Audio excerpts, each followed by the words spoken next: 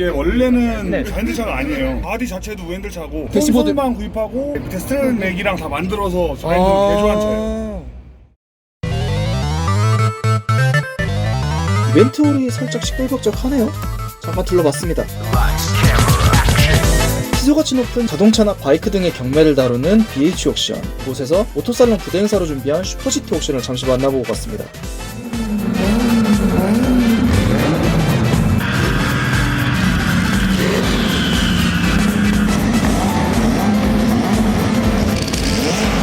This is lot number 5, 1987 LM. This is lot number 4, 1972 Nissan Skyline 2. KPZC10. 70万ありがとうございます。100万、110万、120いただきました。130。200ありがとうございます。ストッパー素晴らしい。 1975 Roger Circle Sartori. 鑑賞が5000万、5000万。ガンティーにデザイン。さあ、6200、6400、6800、6800いただきました。6900。では、7000、7000、7000、7000。綺麗に7000万という方。もう一声いきたいところ。非常にコンディションのいい1台となっています。ですね。7000ありがとうございます。さあ、7000万以上という方いらっしゃいませんか。7100、7100いただきました。では参ります。ファイナルボール。7100万、7100万、7100万。ソールド。おめでとうございます。おめでとうございます。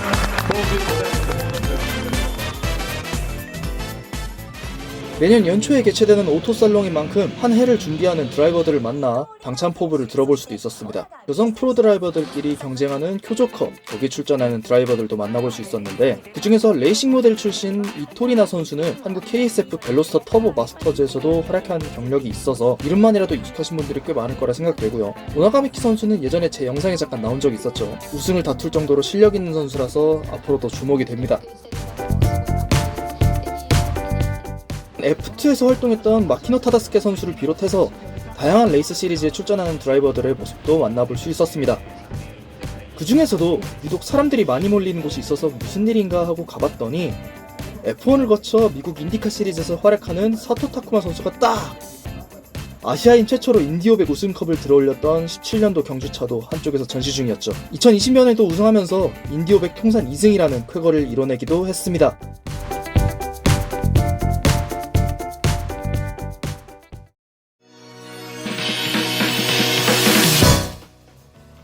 인디만큼이나 미국에서 사랑받는 모터스포츠 카테고리 나스카에는 토요타가 출전 중인데요. 주요 시리즈 중 하나인 엑스피니티 시리즈에는 2019년부터 GR 수프라 외형의 카울이 적용되어 있습니다. 이전부터 토요타 캠리로 나스카 레이스에서 다양하게 활약해왔는데 이게 북미 시장의 캠리 판매량에 영향을 끼칠 정도라네요. 토요타는 또 미국 시장이 중요하니까요.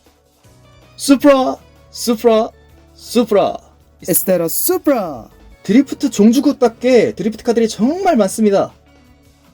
특히 GR 수프라가 출시되지 얼마 안 된 시기라 이를 활용한 튜닝카들과 드리프트카들을 유독 많이 볼 수 있었죠. 근데 다들 아시다시피 이번 수프라가 사실상 BMW G4의 형제차잖아요. 어쩌면 기존 JDM들과 크게 달라져 버렸다고도 볼 수 있는 신형입니다만 이전 편에서도 얘기했듯 다수의 하드코어 튜너들이 BMW의 파워트레인을 내려버리고 하나같이 다른 엔진들로 스왑한 형태로 차량의 퍼포먼스를 끌어올리는 모습을 볼 수도 있었죠. 애초에 토요타에서 이런 방식의 튜닝을 염두에 두고 있는 설계를 수프라에 적용시킨 것도 분명히 있을 겁니다. 당장 보고 계시는 유명 선수들의 차량만 해도 전세대 2JZ 엔진이 안 들어간 차가 없을걸요? 세계 최초로 드리프트 기술만을 가지고 경쟁하는 대회로 시작된 일본 D1GP 이후 미국에서도 포뮬러 드리프트가 생겨나고 전 세계적으로 크고 작은 드리프트 경합들이 많이 생겨났습니다. 스포츠와 엔터테인먼트 측면에서 다른 레이스 카테고리들보다 대중에 훨씬 더 가깝게 접근할 수 있다는 특성 또한 무시할 수 없습니다. 그래서일까요? 드리프트 스킬이 뛰어난 선수들은 그만큼 팬이 더 크게 열광하고는 하죠. 운이 좋게도 그런 선수들 중 한 명도 아니고 무려 3명이나 모인 특별 토크를 바로 앞에서 봤네요.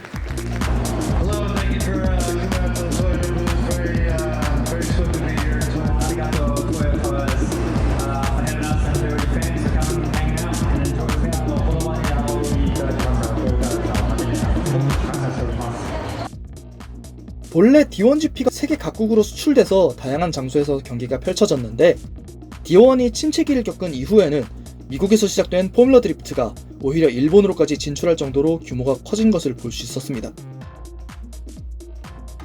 그리고 그 포뮬러 드리프트 재팬에 과감하게 출사표를 던진 한국 선수가 한 명, 바로 디스펙 조선구 대표님이셨죠. 직접 찾아뵈어 인사도 나누고 실제 경기차에 앉아볼 기회도 얻었습니다. 안녕하세요, 머리. 네네. 오, 키 몇이야? 180 되죠? 저 181 정도. 그럼 딱 맞겠다. 이게 지금 CT 저 뒤에 프레임 있잖아요. 네네. 저거까지 잘라가지고 뒤로 15cm 시타 막 들어간 거예요. 오. 페달도 앞으로 15cm 나가 있고 저한테 완전히 맞게 그냥. 근데 되게 편하네요, 저도. 생각보다 편하죠? 네, 맞긴 진짜 낫네요. 네, 근데 이게 일반 차 거의 뒷좌석 느낌이라 포지션이 네. 뒷바퀴가 만져지거든요. 아, 뒤로 거의 마크2 이런 거 뒷자리 앉아서 운전하는 느낌. 정성구 선수의 앞이 안 보이겠는데. 지금 저 눈높이인데 앞이 제대로 안 보일 것 같아요. 이게 원래는 네. 핸들차가 아니에요. 아, 바디 자체도 핸들차고 진짜요? 그러면은 이 대시보드. 콘솔만 구입하고 네. 이제 스트랩 맥이랑 다 만들어서 자이언들 개조한 차예요. 일본에 자이언들 차대가 없으니까 네. 이거 사올 수도 없고 하니까 네. 우엔들 차를 자이언들로 개조한 거예요. 대시보드만 수입해서. 스트링 맥도 자이언들용이 아니라 네. 일본 차 딴 차고 개조해서 자이언들용으로 쓰고 있는 거예요. 왜냐면 자이언들용으로 만들면 사고 나거나 망가지면 대응이 안 되잖아. 네, 그쵸. 그래서 일본에 있는 우엔들 부속인데 거꾸로 뒤집어서 자이언들용으로 개조해서 쓰고 있는 거예요. 엄청 고생했죠. 그 기존에 있던 RX-7을 몇 개 그냥 바꾼 게 아니라 그냥 거의 풀 커스텀. 네. 차 대만 RX-7이고. 그렇죠. 예. 그 엔진도 원래 지금 3로터라 2로터보다 원래 15cm가 길어요. 그거를 엔진 끝단 위치가 앞에 위치가 거의 지금 순정이랑 똑같아요. 그러니까 엔진 네네. 15cm 뒤로 밀고 방지턱 3cm 내려갖고 순정 위치에 딱 들어가 있어요. 제작하시는데 진짜 고생 많으셨겠는데요. 제작기가 거의 6개월에 차 안정시키는데 거의 6개월에 지금 전 시장 안에 있는 차 중에서 경기차 중에서는 유일하게 자인들 일반 차든 자인들이 몇 대 있는데 심지어 막 아우디나 그런 차들 드리프트용으로 개조한 것도 다 우엔들이죠. 우엔들이죠. 그러니까 포뮬러 드리프트 재팬 나가는 차들 위주로 지금 D1이랑 거기에 당당하게. 아직은 레벨이 낮긴 하지만 아닙니다. 그래도 일본 분들도 생각보다 응원을 좀 많이 해주세요. 네네. 많이 관심 가져주시고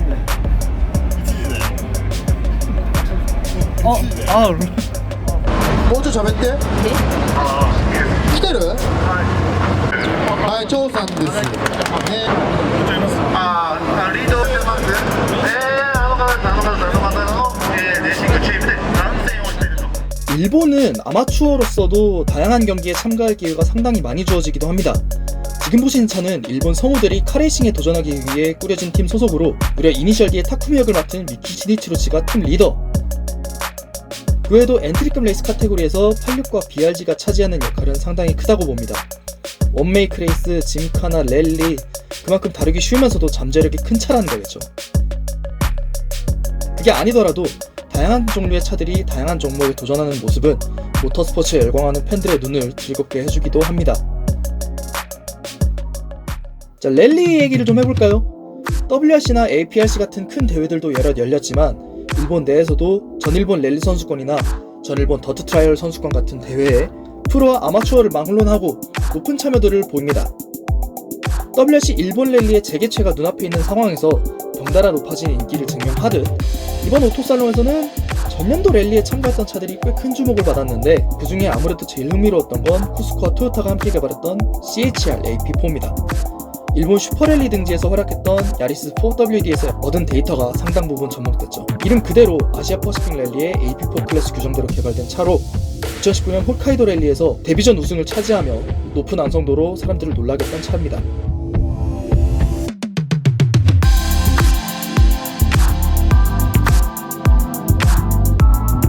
엔진은 토요타 해리어나 렉서스 IS 등에 들어가는 8AR FTS 엔진을 기반으로 한 레이스용 직렬 4기통 터보 엔진. 구동계통과 서스펜션은 쿠스코에서 제작한 파츠들로 이루어져 있습니다.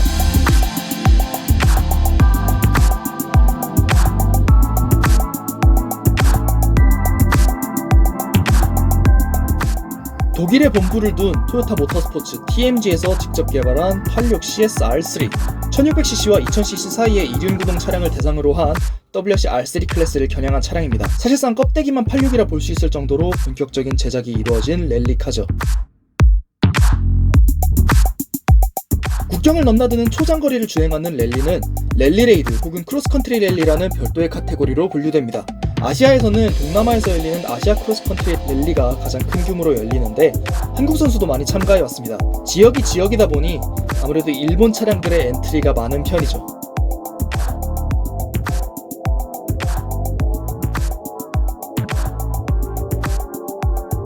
1편에서 GR 야리스와 셀리카 GT4에 대한 얘기를 했었죠. 당연하게도 GR 야리스의 개발 토대나 다름없는 야리스 WRC와 셀리카 WRC도 자리를 함께했습니다. 1956년 호주 랠리에 크라운으로 참가한 것을 시작으로 일본 메이커에서는 가장 오랜 랠리 출전 경력을 가지는 토요타, 2017년 WRC 무대에 복귀한 이후 지속적으로 전투력을 향상시켜오고 있는 야리스인데요. 랠리 자체 경험도 크지만 F1이나 내구레이스 등 다양한 레이스에서의 데이터와 노하우가 유용하게 쓰여지기도 하는가 봅니다. 최근에는 자국 드라이버인 타카모토 카스타의 비중을 조금씩 늘려나가고 있기도 하죠. 그리고 토요타 WRC 최전성기 시절에 있었던 셀리카 GT4, 스판차 전시도 그렇고 현역 옆에 과거의 영광을 간직한 자동차다. 해당 차량은 구두들 랠리 스테이지에서도 소개했었던 비오른 발데가르드와 코드라이버 프레드 갤러거가 탑승하여 1990년 사파리 랠리에서 우승한 차량이죠. 다양한 지형적 조건을 갖춘 WRC의 랠리 경기들 가운데서도 사파리 랠리는 차원이 다른 리얼 오프로드를 볼 수 있었던 특징적인 경기라고 할 수 있었습니다.